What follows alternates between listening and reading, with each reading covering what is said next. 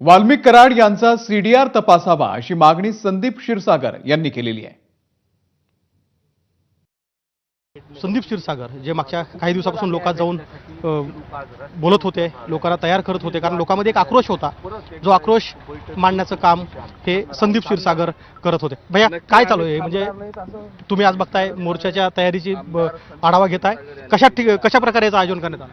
नाही, हे सर्व पक्षाच्या लोकांनी एकत्र येऊन ही माणुसकीच्या विषयावरती सर्वच, मी तर विरोधी बाकावरती, पण जे बाकीचे आमदार आहेत, सुरेश धसांना आहेत, प्रकाशदादा आहेत, नमिताताई मुंदडा आहेत, विजय पंडित आहेत, उलट भाजपचे अभिमन्यू पवारांनी सुद्धा ह्या माणुसकीच्या नात्यांनी सभागृहामध्ये हा विषय बोलले की एक चुकीची गोष्ट झालेली। हा काही राजकीय स्टंट नाही। एका कुटुंबावरती जर तुम्ही सुद्धा त्या कुटुंबाला भेटलेले आहेत, त्यांच्या भाऊला भेटलेत, त्यांच्या मुलांना आपण भेटतो, काय त्यांची फक्त त्यांची एवढीच मागणी की आम्हाला न्याय भेटला पाहिजे। काल एक फोटो व्हायरल होतोय कालपासून सोशल मीडियामध्ये, मला तुम्ही तो बघितला असेल, तुम्ही त्या फोटो संदर्भातली कंप्लेंट केली आहे मी, ते फॉरेन्सिक लॅबला सुद्धा तो फोटो देऊन टाकलेला आहे। कधी दिलेला आहे? इलेक्शन झाल्यानंतर।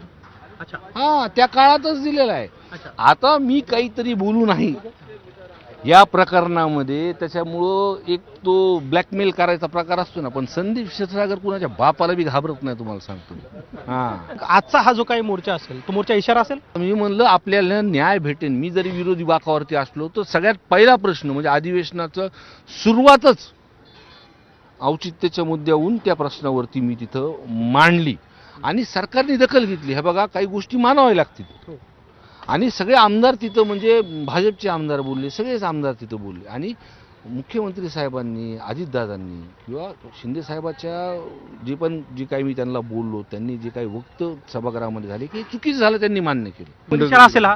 हो, इशारा असणार। कॅमेरामन धनंजय दारुंटेसह गोविंद शेळके, एबीपी माझा, बीड।